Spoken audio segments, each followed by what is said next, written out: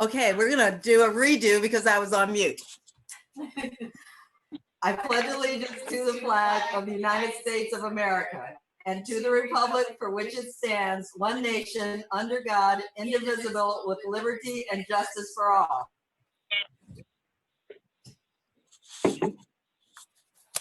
Thank you. And now ceremonial matters.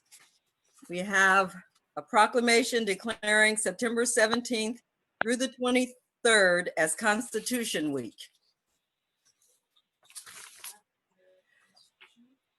Whereas September 17th, 2020 marks the 233rd anniversary of drafting the Constitution of the United States of America by the Constitutional Convention, and whereas the United States Constitution stands as a testament to the tenacity of Americans throughout history to maintain their liberties and freedoms and to ensure those unalienable rights to every American, and whereas it is fitting and proper to recognize this magnificent document and the anniversary of its creation. And whereas Public Law 915 guarantees the issuing of a proclamation each year by the President of the United States designating September 17th through the 23rd as Constitution Week. Now, therefore, I, Deborah Garnes, on behalf of the City Council of the City of Rio Dell, California, do hereby proclaim the week of September 17th through the 23rd to be Constitution Week in the City of Rio Dell and ask our citizens to reaffirm the ideals of the framers of the Constitution had in 1787. Sign this day. Okay. We usually have someone to accept it and we shake their hands, but we don't have that, so that we will move on to public presentations. This is the time for persons who wish to address the council on any matter not on this agenda and over which the council has jurisdiction. As such, a dialogue with the council or staff is not intended.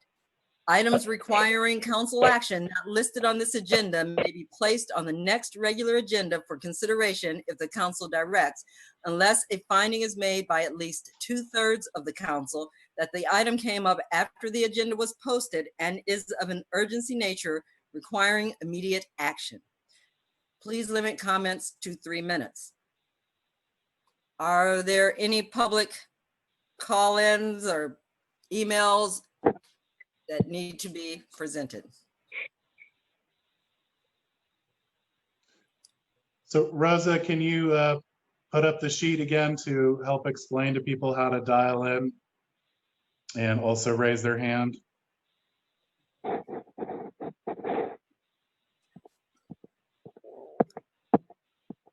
And then maybe Karen could check to see if we've had any emails. Mayor Garnes, I didn't receive any email comments. However, Fire Commissioner Barsani just stopped by to attend the meeting. He thought we were having a meeting in the council chambers, and he wanted me to relay the message that that he wouldn't be dialing in tonight because he thought it was a live meeting. Okay. But he Okay. He just wanted to say that he did sign the final papers, and so they did join fire departments with Scotia, and so that's a done deal. Awesome. Thank you so much. Rosa, has anyone called in? Anything? Okay. I don't currently see any hands. Thank you. So we will move to the consent calendar. Are there any items on the consent calendar that a member of the council wishes to remove? Councilmember Wilson? I don't believe I do at this point. I got the wrong packet up here. Oopsie. I'm good. Okay, thank you, Councilmember Strawn. Yeah, so I don't have a copy of a delay letter. Did something happen there? What's happening? I guess I want to pull three. We'll pull that. We can pull that and explain it. Thank you. Sure. Mayor Pro Tem Woodall? No. Councilmember Johnson. I'm good. Thank you. Is there a motion to approve items 1, 2, 4, and 5? So moved by, move. Is there a second? We have a motion. Woodall. We have a motion by Councilmember Johnson and a second by Mayor Pro Tem Woodall. Roll call, please. Mayor Pro Tem Woodall, Yes. Councilmember Johnson, yes. Councilmember Strand, Yes. Councilmember Wilson, Yes. Mayor Garnes. Yes. So 1, 2, 4, and 5 pass unanimously. Councilmember Strawn, the letter is delayed because the meeting has been scheduled for September 17th. And so we will have the meeting, and if things are not to the satisfaction of the council at that time, then we will move forward. But the meeting has been scheduled. Great. So, and you are attending and city manager is attending? Correct. Correct. Yes. And then it will be agendized if you don't get the answers you want or you feel we're looking for. I would assume so, yes. I think Thank that's, you. the delay is about having the meeting and seeing if we can sort through things without going to the next level. Thank you so much. I appreciate it. Well, thank you. So would you make a motion then to delay the letter, please? I'll make a motion to delay the letter. Thank you. Is there a second? I'll second it. We have a motion from Councilmember Strawn, a second from Councilmember Wilson. Roll call, please. Mayor Pro Tem Woodall, Yes. Councilmember Johnson, Yes. Councilmember Strand, Yes. Councilmember Wilson, Yes. Mayor Garnes. Yes. Motion carries 5-0.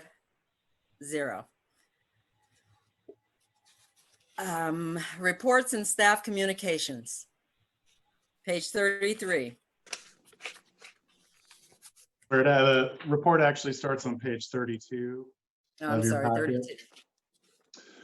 32. So Mayor Garnes, members of the council, we did have a successful petition and signature drive and letter drive for our ATP application for a bike trail at the Eel River between Edwards and Davis Streets. We got 465 petition signatures as well as a number of letters, one of which was from Assemblymember Wood and another one was from Congressman Huffman in support of the trail. So we also received a number of other correspondence items from bicycle supporters throughout the community. And I do really want to thank everybody for their hard work on that and putting that petition together. That was all wrapped up and placed in the grant application for the ATP cycle for this year. So that has been submitted and is off to the state. So we'll keep the council updated as it progresses through the system to see if we get an award or not. And then we were also able to successfully submit our CEQA documentation for the water infrastructure material to the county clerk. So there's also additional updates in your staff report. So if you have any questions, I'd be happy to try to answer them, or staff would be happy to answer them, and we'll return it to the mayor. Thank you. So does anyone have a question? Questions for staff? Okay, Sue, I see you waving your hand there. Go ahead. Kyle, how many of those signatures were from Rio Dell citizens? Do you know? I don't. Thank I you. know that some of the change.org petition did auto assign locations to certain names that weren't necessarily their addresses. But it is, once it's out, the petition's out there in the world, it's open for anybody to sign anywhere in the world, including Rio Dell. Thank you. Thank you. Mayor Pro Tem Woodall? Yes, I have two questions for Chief. Number one, Chief, can you give us an update what went on at Shots this morning?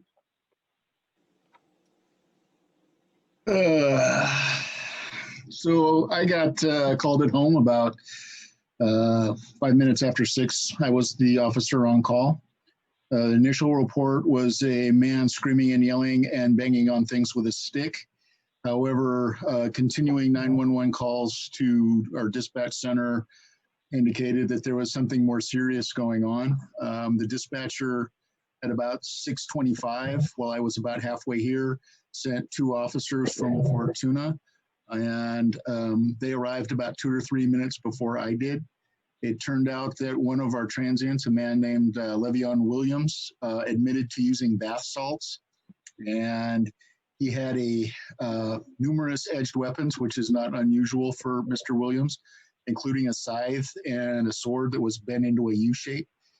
He had entered Shots, confronted one of the employees and her boyfriend, chased the boyfriend somewhere between a half a block and a couple of blocks down the streets, throwing punches at him. It does not appear that he was armed with any of the edged weapons at that point in time. One of the patrons gave him a ride to Hobie's. The 2 Fortuna police officers and myself located him on the south end of the Eagle Prairie Bridge, and he was taken into custody. He transported to the jail without too much difficulty. He was relatively cooperative with us. There have been some, I talked to the owners of Shots. I was kind of under the impression that they were going to come to the meeting for public comment. Apparently they weren't able to get through the technology barrier, but their concerns were the length of time it took for somebody to arrive. As I mentioned, I got the call about 6:05, and it probably took me 35 minutes to get there. Initially, I was driving code 2 without lights and siren because it did not appear to be an imminent emergency. But that changed, like I said, when I was about halfway there. And we discussed the fact that currently we do not have anybody on duty between 3 and 7. And while it is not ideal for me to be on call because I live so far away, that one day a week that unfortunately does occur, and will probably cease continuing when we are fully staffed in another couple of months. There was some discussion about getting a workplace violence restraining order against Mr. Williams. There was also some discussion of trying to get the Chamber of Commerce together to all issue a trespass warning to Mr. Williams so that he would not be welcome at most, if not all, of the businesses in Rio Dell, in an attempt to encourage him to move to another location. There was some comment about signing a petition within the city to have him move on, but I kind of suggested that, well, I encouraged her to continue, but that it would have limited value because we can't basically evict him from the city. I guess that would be, if you have any more questions, I'll try and answer them, but that's the gist of it. No, you answered fine. I just said, how you hear so many different things. I just wanted to get what really happened. And then my other Okay. question was, I noticed on the 355 Center Street, you now have foot patrols. Is that something new? I don't think I've ever, it's a great idea. That is not necessarily, that is not necessarily new, but some of the officers are more proactive about it than others. It has been on there before. I, especially at the very beginning, did several foot patrols through there when they first opened. But mainly Crystal likes to get out of her car and walk around inside the facility and just kind of see what's going on. Oh, great. Well, I think that's great. Thank you. And that's it. Okay. Thank you. Councilmember Johnson? Thank you, Mayor Garnes. I have a question for Kyle. Do you have an anticipated time when we might hear about our proposal for the ATP grant? I don't, off the top of my head, I do not know. I know that there's been an additional delay of 1 month for for physical paperwork to come in. So the time schedules have all been amended and changed more than once throughout this whole process. I don't know exactly when we'll hear back, but I can get back to you on that. Thank you very much. That's all, Mayor Garnes. Thank you. Councilmember Wilson? Yes, I had the only question I had was on our electronic sign. Are we able to utilize that for things like the water, that we have a water cycling center or other things that would be pertinent to our city?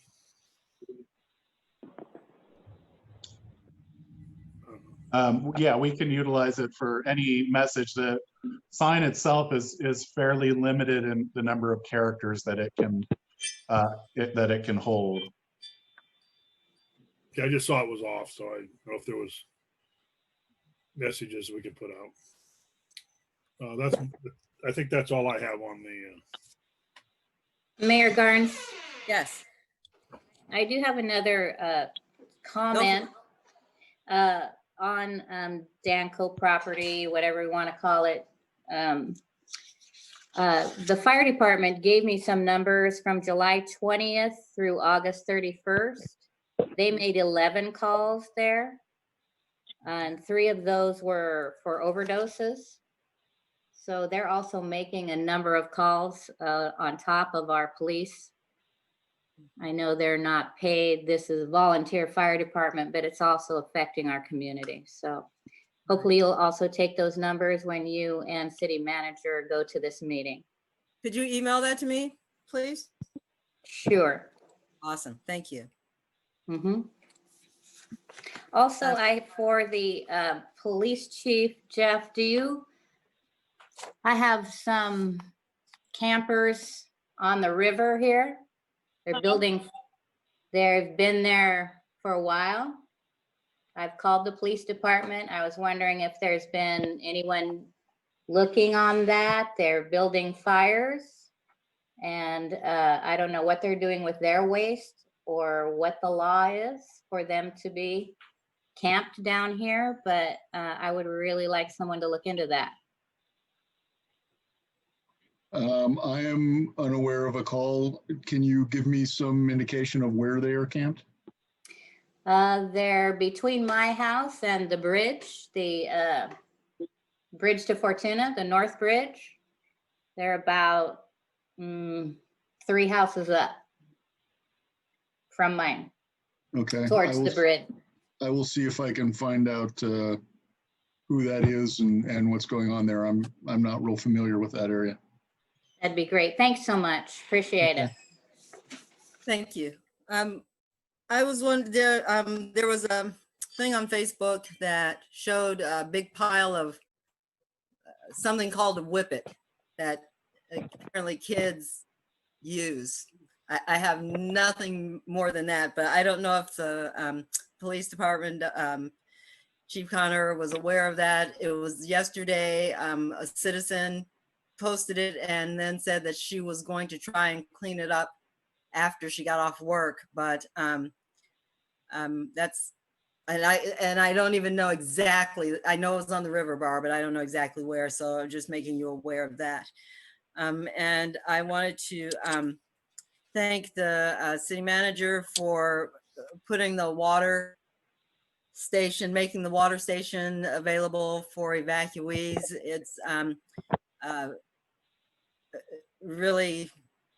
It's really anything we can do is really important. And I was unable to be on the call today, but I know yesterday the August fire was 30% contained, but it had burned over 788,880 acres, and that was yesterday. I had intended to get on the call today to have more exact numbers, but I was unable to. So anyway, it's a pretty serious deal, clearly, and I just wanted to thank the city manager for making that water station available. We are one of two, not we Rio Dell, but Humboldt County, the fairgrounds at Ferndale is one of only 2 congregate settings that they've set up for evacuees. They are trying to put people into hotel rooms because of the COVID situation.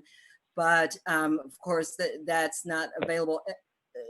They can't do it for absolutely everyone. So in Santa Cruz County, they stood up a congregate at their fairgrounds, and in Humboldt, they stood one up at the county, at our Ferndale County Fairgrounds. And as of yesterday, there were 50 people at the Ferndale, at the Humboldt County Fairgrounds. So that's all I have. And so I would ask if there are any public comments. Did anyone call in? Any hands raised? Nothing on this. Nothing? Okay, thank you. You had it up there for quite a while we were talking. So I will now move on to special presentations and update from Rio Dell School Superintendent Angela Johnson. Thank you, Angela, for being here. Superintendent Johnson for being here. Sorry, I don't know. I guess you didn't have to wait that long. So thank you for being here. Welcome, and you feel free whenever you wish to start speaking to go for it. Well, thank you for having me tonight. And I figured out I have done a lot of Zooms, but I guess I tried Access Humboldt and that didn't really work for me. So when I tried to call in, it was a Zoom and I was like, oh, I know how to do Zoom. So I was able to hop on here. So Awesome. Thank you again for having me. So just kind of a quick update for us, and then I'll leave it open for questions. We did reopen school for in-person instruction. Our first day of school was August 31st. So we opened to in-person instruction with an option of distance learning for those families that felt like that was a good option for them. At this point, we're about 65% of our families in person and about 35 distance learning. We asked that families make a 6-week commitment to distance learning. And so that has been, there's been technical issues as kids can't get on their Zoom and those types of things. But week 3 has been proving to be a little bit smoother and more successful. My teachers are working extremely hard. My staff is working hard. I just am really proud and thankful for everyone who has shown up and stepped up to make it be successful. So I'm expecting that at the end of the 6 weeks, we will receive some of those students back for in-person. But the county has approved our school site specific safety plan. We do our screenings. We are on a reduced day. The state has reduced daily minutes. So students are in school from 8:20 to roughly, and kindergartners leave at 12:15, and then 8th graders leave at 12:45. So they're on a staggered release based on their amount of instructional minutes, and they get lunch and go home. So it's going fairly smooth at this point. So I think the kids are excited to be back in school. Even with face masks, we are requiring masks kindergarten or TK through 8th grade. And as much as my face gets uncomfortable in a mask all day, they're great. They put them on and they don't complain about it. So it's been fairly easy. So been pretty fortunate. The state, and we did receive lots of different funding from the state in regards to different types of the CARES Act and some ESSER funds and some other funds. So we've been able to purchase things like HEPA filters for classrooms. We've purchased little microphones so that the teacher can have a microphone on their mask and be amplified for all of the classrooms. We have plexiglass for teachers to be behind, as well as student plexiglass shields. And I think that's kind of it in regards to how COVID looks at school. We're trying to make it be as safe so that we can continue to stay open. But at this point, I feel like things are going pretty well and fairly smooth, and All right. one day at a time, and 1 foot forward at a time. Well, thank you so very much for that update, and thank you for being there, and your teachers for being there. I can't even imagine, the stress that you guys are under and what you're having to do with wearing the masks all day. That's not an easy thing to do. So thank you. Yeah, I would just say really quick, just an acknowledgement to Rio Dell Fire Department, speaking of kind of masks all day. That Rio Dell Fire Department had donated tables for our school. So we have the opportunity our teachers have scheduled kind of an outdoor learning environment. So we took tables and set them up in all of the different areas of the field. So classrooms do take, masks breaks outside where they can be distanced and get to be outside, so that they're not necessarily in a mask all day, but they are in a mask for a good majority of their day. But a lot of appreciation to our fire department who let us borrow those tables and helped us load them up and bring them down to the school to try to just give lots of kids varieties and an ability to take their masks off during their day. Awesome. Thank you so much. Are there any questions? I'll run down the row. Councilmember Wilson? Yeah, just, do you have a plan for the winter when it's raining type situations, when the weather turns on us? Well, we kind of experienced a little bit of the turn of the weather in regards to not being able to be outside the last few days with the unhealthy air quality. So at this point, they're in their classrooms and they can kind of walk in the covered walkways. But we also have our gym space, since we're serving grab and go lunches.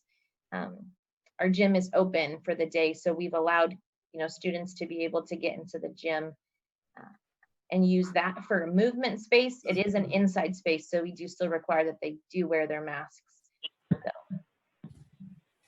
That's all I have. Again, I applaud you for the effort, and we appreciate the job that you're doing for our kids. And thank you. Thank you. Thank you. Councilmember Johnson?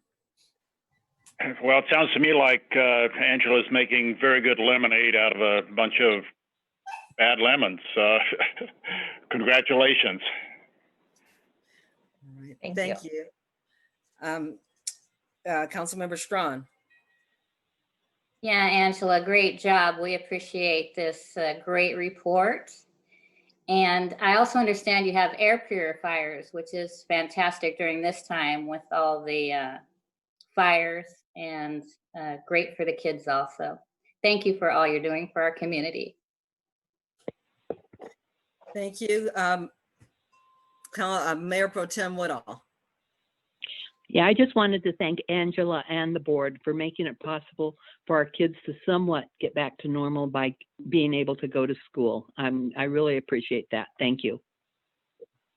Thank you. Are there any members of the public who called in or wish to speak?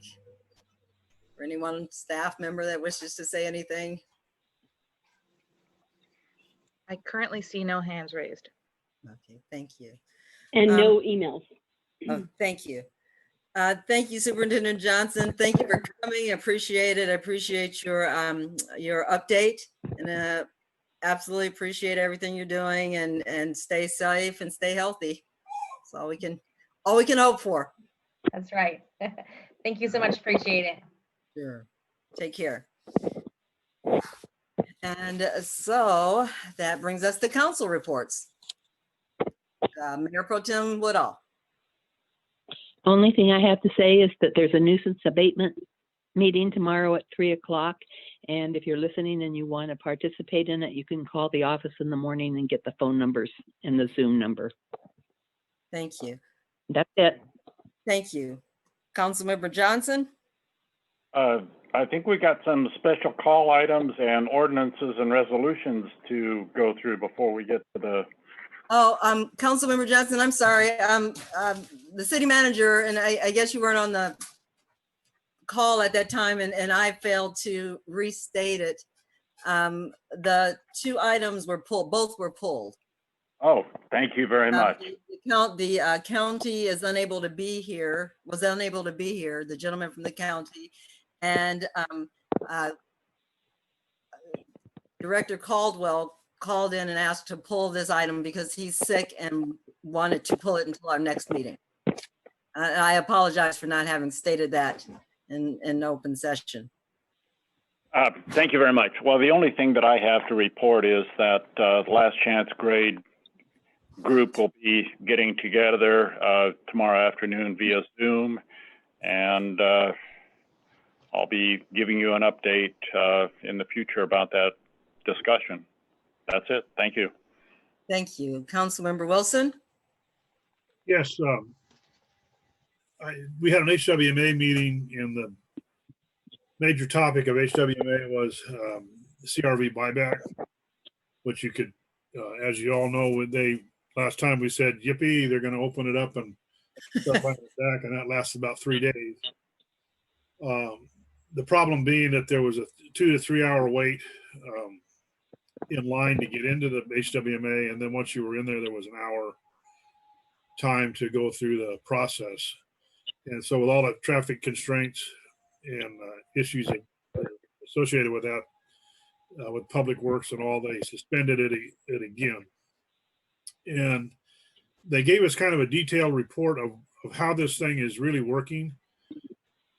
And one of the things that has come to the knowledge of us as a public, when and I don't want to make this be complicated, but when the CRV money itself is paid out by the bottler of the beverage that's in the CRV bottle.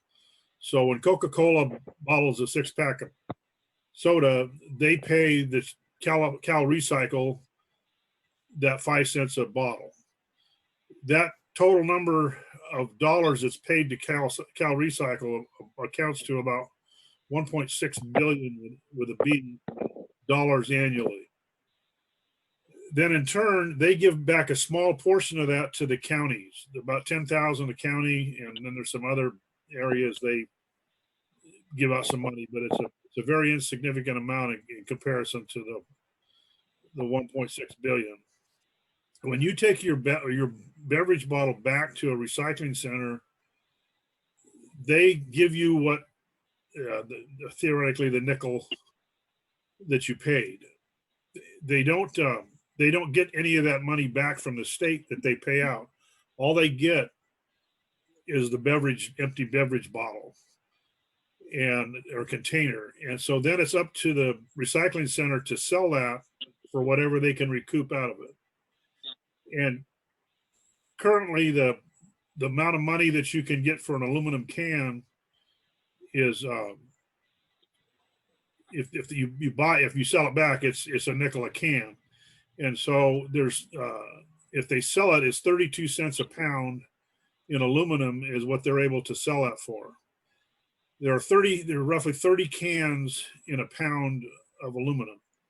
So when you take your can to a recycling center, they pay you $1.50 for the cans they purchase from you, and then they have the opportunity to sell out for 30 some cents a pound, about 5 to 1, 4 to 1, depending on the price of aluminum.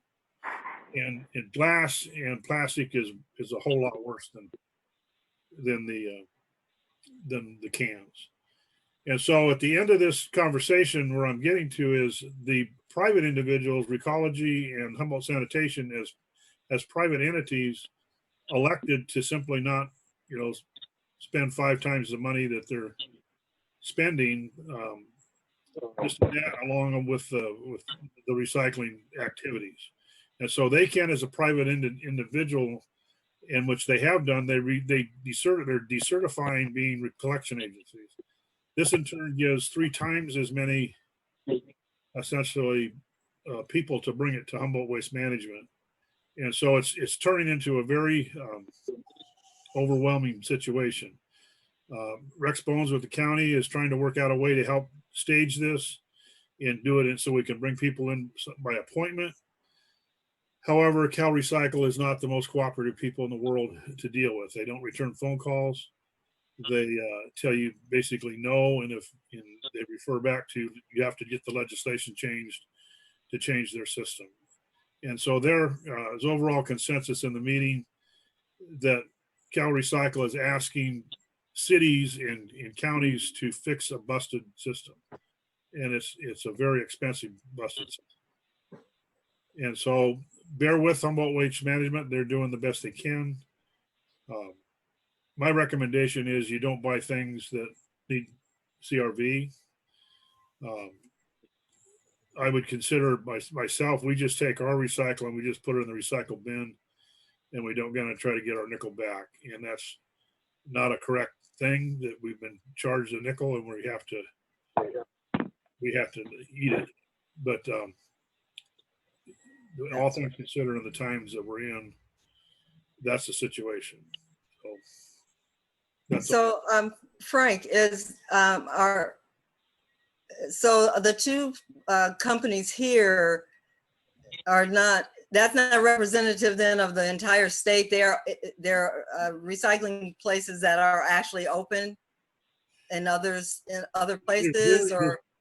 There's very few, there's a lot of places that are closed because like I say, the stores and grocery stores, they pay this nickel that the bottler charges that they give to Cal Recycle, and then they pass the price on to the customer. So it's just kind of, when you go in and buy it, you're paying that extra cost. Right. And all these recycling agencies around the state are shut down. There's people in the Crescent City area, they only do CRV. The other part that HWMA does and other bigger recycling entities, they're recycling, they're bringing in all kinds of other recycling material, and they subsidize, HWMA subsidizes their cost to a tune of about $750,000 a year that they have to spend in addition to the money they get back when they sell the recycled goods. And that in turn is charged to the solid waste that is brought to the HWMA through the garbage trucks and through the franchisers. It's all funneled through HWMA, which in turn is hauled over the roads to, they're going to White City, Oregon, right? And so it's not a real good positive situation. And the companies that just simply do CRV, they're paying 3 to 5 times what the value of what they can sell it for as well. And so they consequently will go out of business, and everybody's stuck with bags of garbage. So Thank you. I don't know.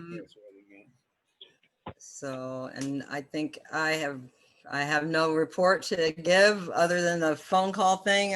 Sue, I'll wait. I'll definitely take that information on to the call on Thursday. And I think that's it. So is there a motion to adjourn? Johnson moves for adjournment. Is there a second? Works for me. All right, that works for me. Meeting adjourned. Take care, everyone. Thank you. You too. Did you get the email? What was the question? Did you get the email? Oh, I don't know. I haven't looked at my emails. But Okay, I'll I sent check. it. Okay, thanks, Sue. All right, thank you. Good night.